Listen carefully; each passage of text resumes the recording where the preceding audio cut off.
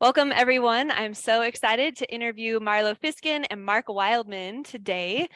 We've got a lot to share about floor flow with Marlo and kettlebells, his approach to kettlebells with Mark.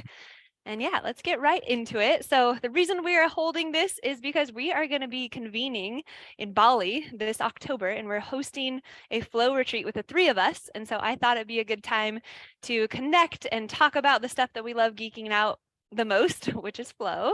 And so how it will work, guys, is I'm just going to run through some questions, kind of talking about your approach.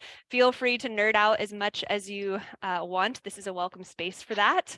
And just try to be as inclusive as you can and just educate our audience, because it's fun to learn from three flow educators. And I think it will be a rich conversation. So Marlo, I just want to introduce Marlo. I ran across Marlo on Instagram. I was really excited about her work with pole. She's a professional and was a competitive pole dancer, and now teaches some very, very sound biomechanics courses in flow on the pole. And I hosted her at Flowshala. She did like one floor flow workshop on her trip that she was cycling through the entire US and then over to Europe, just boom, boom, boom, place after place. And I was just so honored that she made time in her schedule to come to Flowshala. And I got my first taste of Marlo's work here at the Flowshala, rolling around and smearing on the ground, as she says, smearing like cream cheese on a bagel. And I just found the work to be really profound. We spent the first hour on the floor, and my nervous system was able to really drop into a super calm state. So Marlo, I'd love to hear a bit. Just tell us about your body of work and what you teach. Yeah, thank you. So I started dancing when I was a little itty bitty. Probably 34 years ago, I started like being a student of dance. And prior to that, I was just dancing, and it really became central to every choice I've made in life. And that led to, by the time I was 18, I was like, I'm going to be a certified group exercise instructor, and took my test the day I turned 18. That has led to, I think seeing what I didn't love about the dance industry and seeing what I didn't love about the fitness industry kind of led me to create some class experiences where people, regardless of what they have access to movement wise, and regardless of what they've done before, can start to play and combine what they have today and right now into like a fluid movement experience. I think that it's really like tragic that so many adults are under the impression that like they can't dance or they can't just move. And there's a lot of cultural reasons for that, but a big one is the way that a lot of us learn to attempt more fluid free movement is that you have to learn long strings of choreography. You have to memorize a lot, and it puts you in a really heady space in attempt to access what's so nourishing about moving freely. It's like people want to have that experience of like being in a more thoughtless place, just enjoying the sensations of their body movement, but they usually don't have the tools to do it. So floor is a great place to do that. Getting down on the ground where you have a lot of body contact, it actually allows you to stop doing so much. I love range. I love like going like hard and fast and helping people realize how powerful they are when they usually don't know it. But the other side of that is like, can you do less? Can you make it simpler? Can you slow that down? Can you pay attention to it? That's where we really go in floor flow, while still like getting the opportunities to dabble towards like, speeding our movement up and kind of wildly recombining all that we know.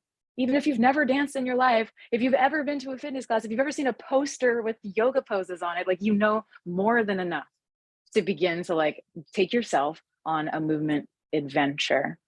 Like, you don't need a roller coaster. You can take yourself on that ride too, with just a couple of tools. So I love to offer that to people because I think that it's really life-changing to realize that, being creative isn't all that hard when I just focus on what I'm doing.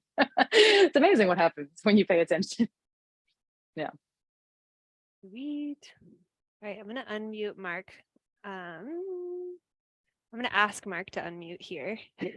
We're playing with the Zoom here. So, yeah. Sorry, I had to. There's a bunch of construction going on in the new warehouse here. and somebody just fired up a giant bandsaw or something extremely loud drilling through concrete. So I'll just stand in front of this this RAD James Bond car instead. And segue into introduction to Mark Wildman. Thank you, Marlo, for your beautiful explanation of movement. I did notice when I attended Marlo's workshop that there was an art of facilitation woven in there that I don't often see with the everyday instructor, where you were inquiring and allowing us to feel and tune into our somatic experience quite a bit. And then there was like game playing, and we did all these different things. Like you forgot that you were in like a workshop because it just was an exploration and there was a lot of play involved. So I'm super excited to have you out in Bali because I know you're going to be doing a lot of that team building and community building and just fun. And I think it's a nice break too from some of the more formal, more rigid styles of movement.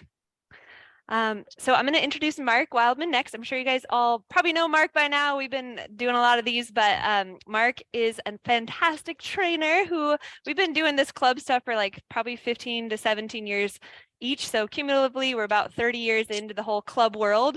Definitely follow Mark on his YouTube if you haven't checked out. He's got hundreds, literally hundreds of kettlebell tutorials, clubbell tutorials. Mark, I'd love to hear about your approach to kettlebell. Because this retreat, you're going to be teaching strictly kettlebell for the 6 days of the Bali retreat. So yeah, tell us a bit about your approach to kettlebell and what we can expect in that 6-day progression. Hi, everybody. I treat kettlebell like pure science. It's not something that's done a lot anymore, but I treat kettlebell lifting basically like pure science so that it can be a complement to something like a flow art. You can treat kettlebell a couple of different ways, and we can talk about all of them moving forward.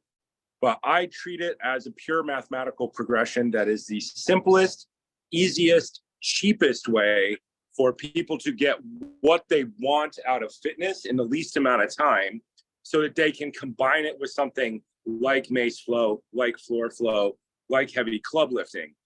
I treat kettlebells like I treat all things. You should focus on what they're good at and use them in their optimum way. And kettlebells are light, they travel easily. I'm constantly traveling all over the world.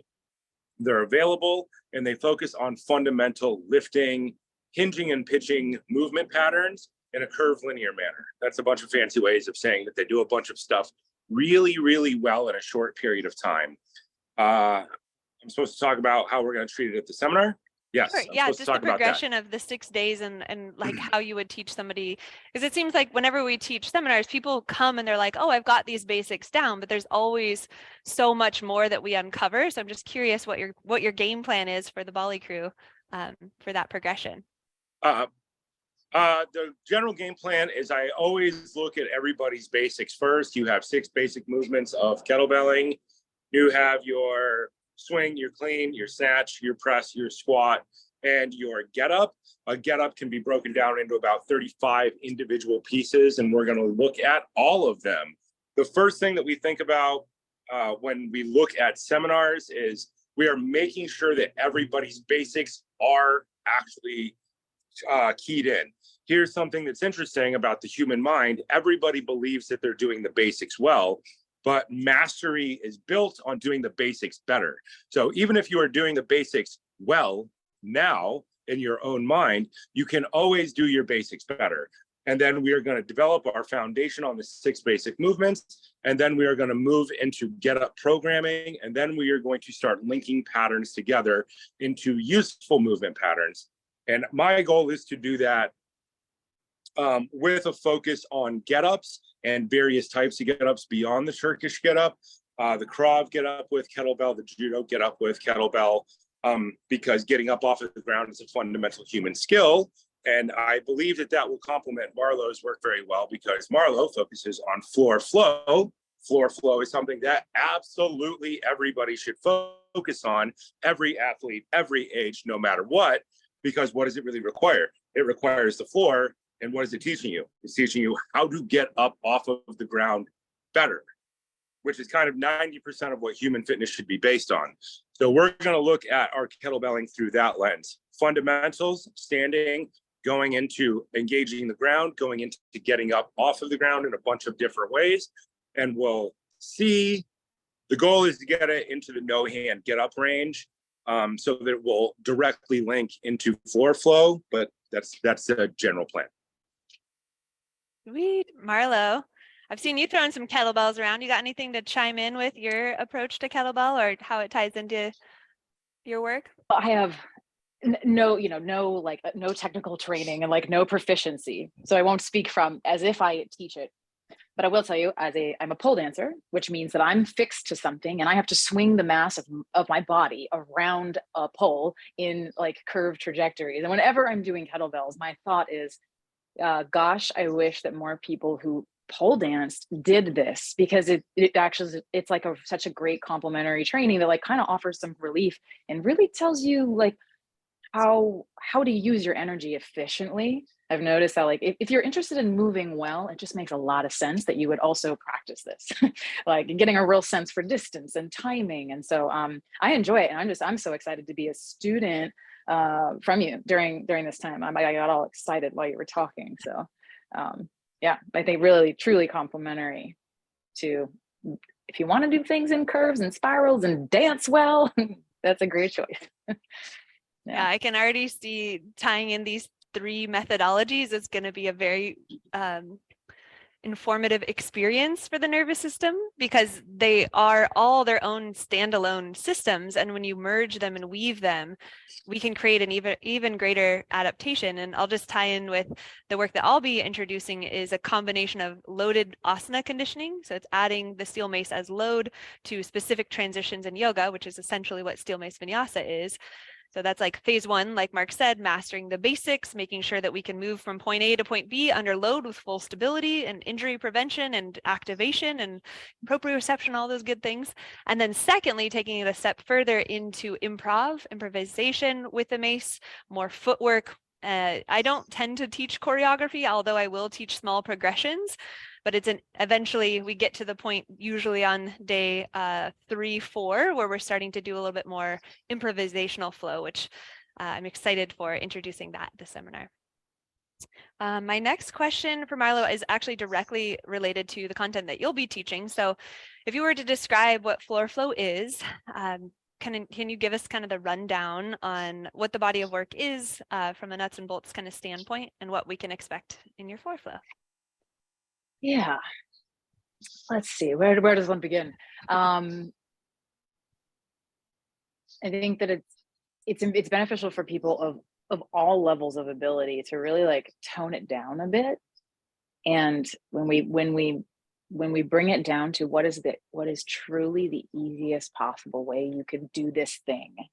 Like if I need to get down to the floor in a way that feels like I'm really just like kind of getting to chill and rely more on like my organization and my relationship to gravity, it's so revealing about when we're doing things that we don't need to be doing, kind of allowing us to strip away excess movement and also reveal the ways that like kinetic energy can ripple through our body, which is really missing for a lot of people that are so focused around like stabilizing and like, oh, hold your trunk and like, do mobility and like these really planes. Sometimes we forget that energy like passes through our body, and we can use energy that comes from the ground and send it somewhere. And it's just kind of fun to sometimes remind people of that they get to pass the energy that is already in the space around them and the surfaces they're in contact with through their body, rather than just being a person in space. So we really learn how to be one with the floor, for sure.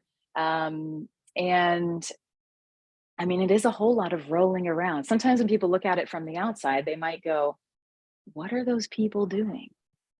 Why are they just laying on the ground and like worming about? So it's one of those things that from the outside, not a lot of people get it. But then once you do it and you get to wake up motions that have been long forgotten, but are also can be very hard to access when we're standing. So in contact with the floor, we're able to give the weight of our body to the floor.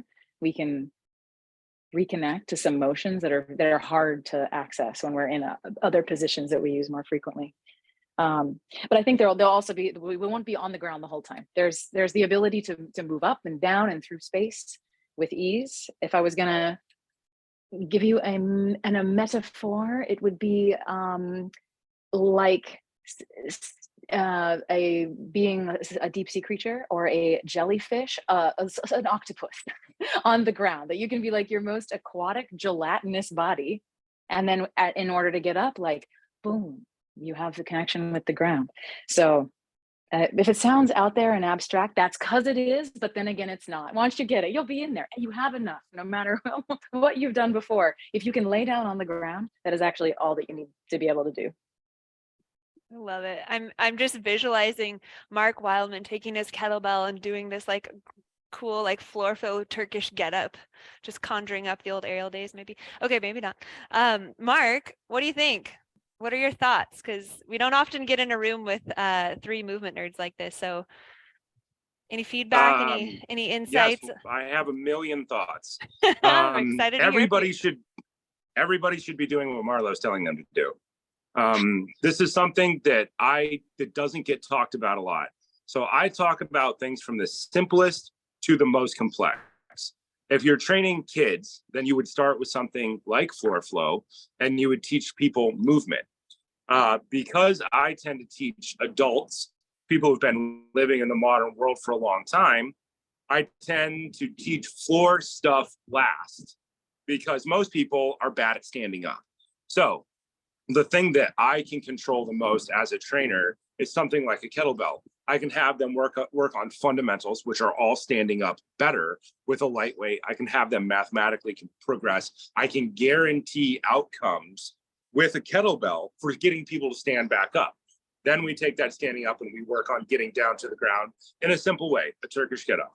But over time, everybody should progress to what Marlo is talking about, which is learning to engage the ground in every conceivable way.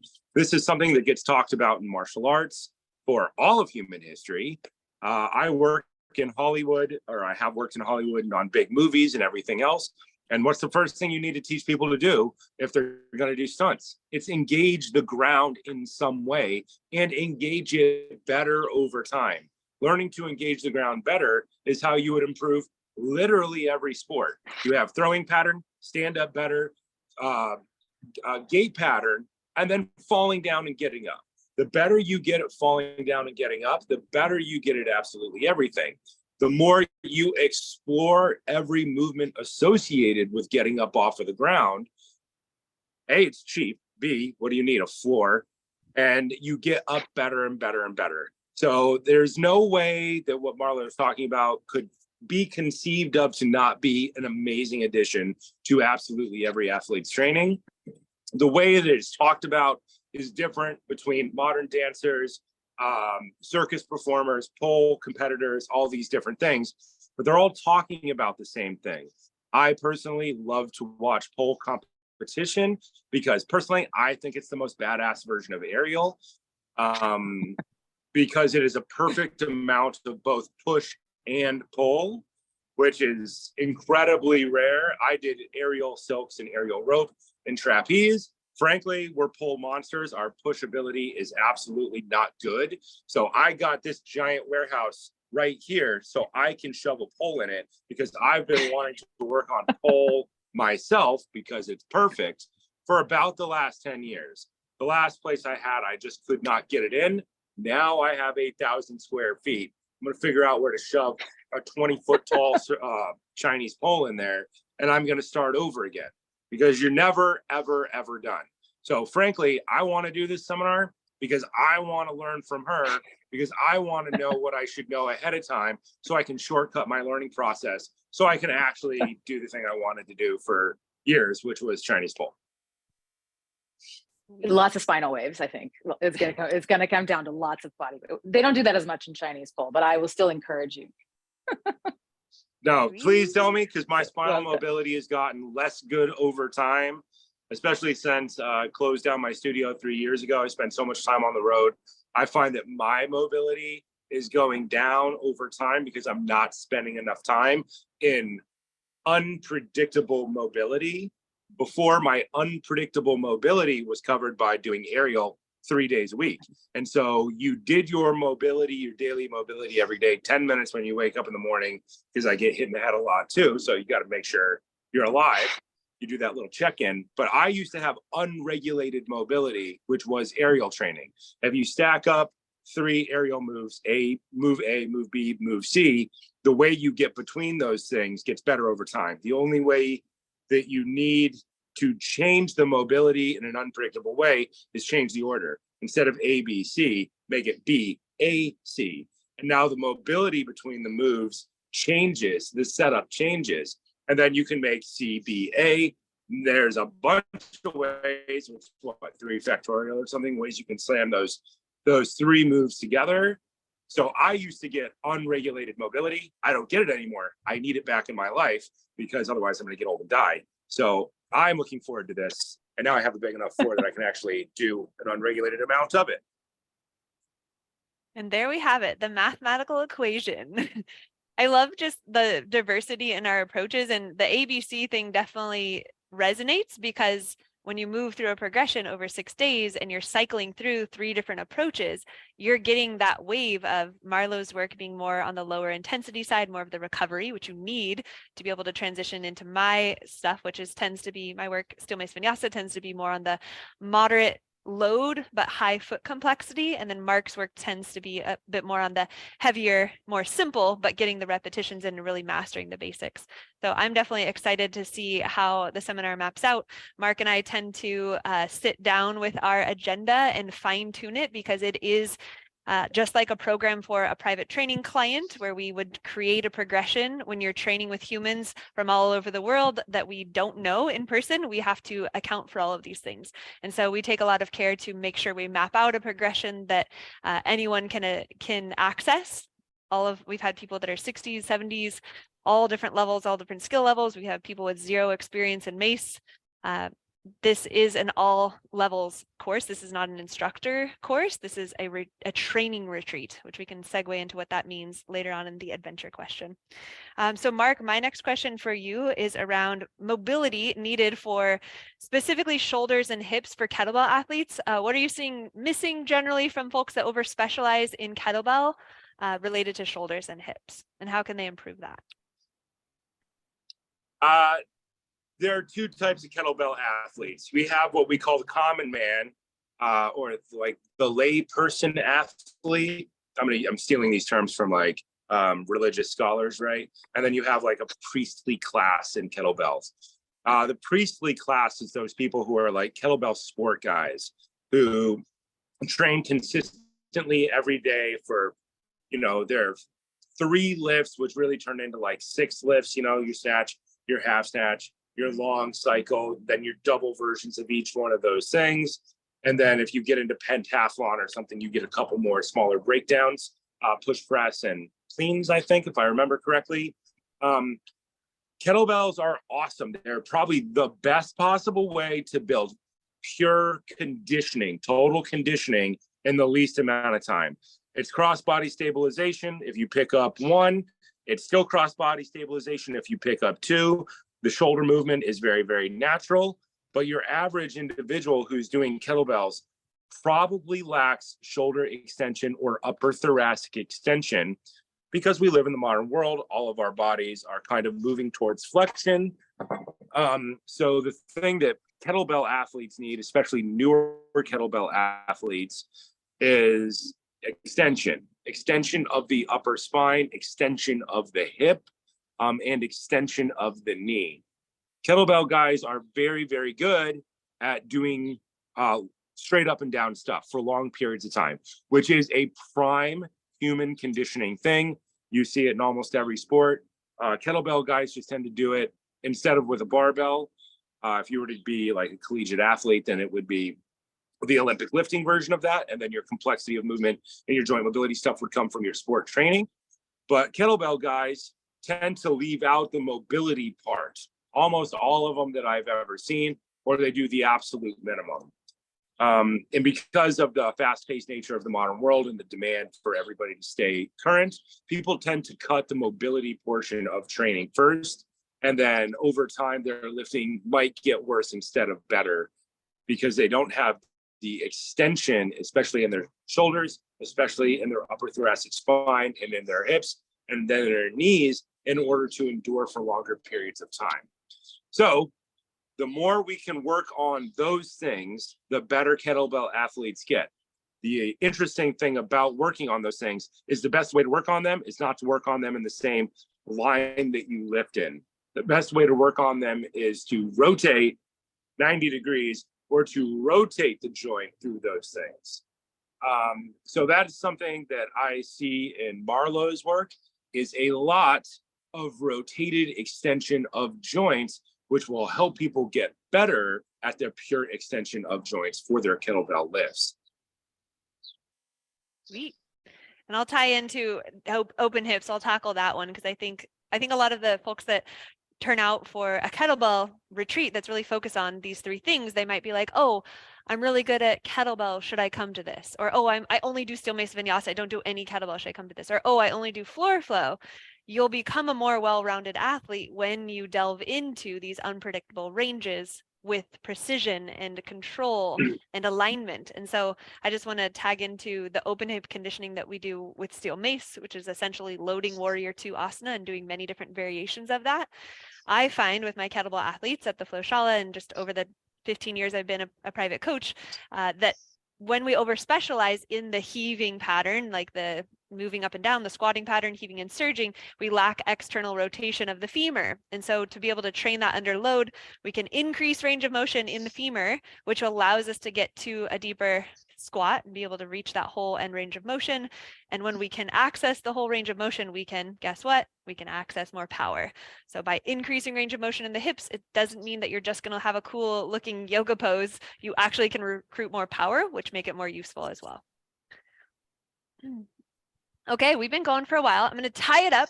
So my final question to both Marlo, we'll start with Marlo and Mark. We are teaching this retreat. It's the Bali retreat. It's in October. The dates are on flowshala.com/retreats. And then there's a few different retreats there, but select the Bali one. Marlo, you're going to be in Bali and you're coming over to, I think you're teaching prior to this and then you're coming to us after you had a little rest. So we're super excited to sync up. What can you say about the idea of adventure or coming and leaving your home, leaving your comfort zone to come and train with professionals and with others, people that endeavor to explore such modalities?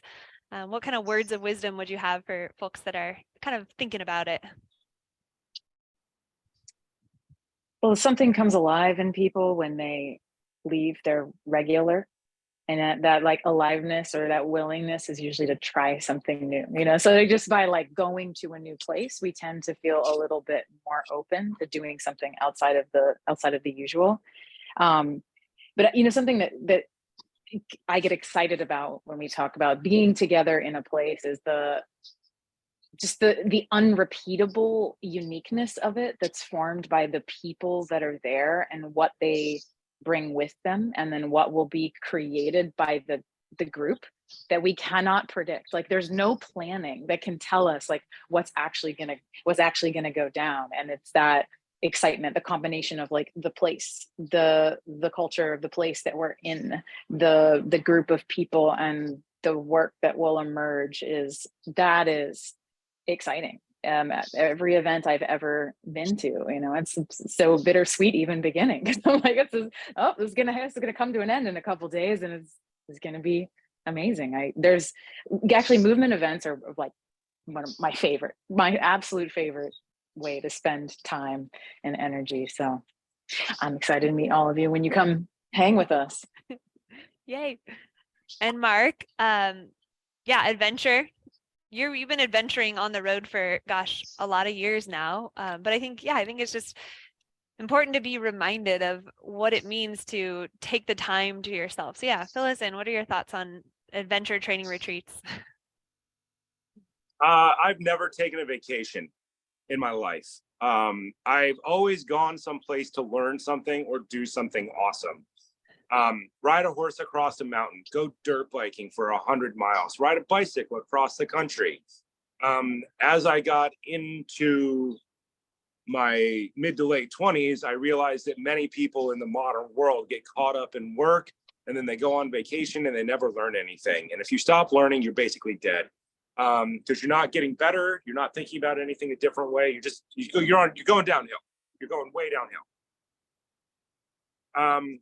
So I believe And I stole this from Joseph Campbell, The Hero's Journey, and the path that that goes on. And I like to design my training retreats that way because that's the way I used to go to retreats. I used to pick retreats 2 a year, every year for whatever, 15 years. And they could be on all different types of topics. They could be on horseshoeing. They could be on dirt biking. They could be on mountain biking. You go someplace and you put yourself in a position in order to learn something. You don't know who you're going to be there with. That is part of the journey. And it will never happen again. If you miss one seminar and you go to the next one, the seminar you missed is gone forever. It can never be recreated at all in any way. So I try to get to as many unique adventures as I can a year. And so I try to design seminars specifically to meet that goal. The goal is to change the way people think forever, to alter their life experience forever, so that, you know, life gets good for people. I think that life is not great for a lot of people. And I think a big part of that is the lack of them leaving home, going out, learning something, and coming back a different person each time. Seminars can never be recreated again. It's like a rave or a dance performance or a circus show. You can see the same show, but you don't see the same show. They're different every time, forever. So I think adventure is good, and I think you should do it. I think it's a fundamental key aspect to living life and living a life worth living. Living a life worth living. Does that make sense? It makes sense. Yes. So let's do it that way. Let's just have fun, learn a bunch of stuff, go places, meet people we've never met, do things we've never done, and come home with experiences that we never otherwise would have had. Sweet. Well, that is our interview. Thanks everyone for tuning in. Thank you so much, Mark and Marlo. It's been a pleasure to hear all of your thoughts on flow, and I'm sure this will be the first of many conversations to come. Thanks everyone.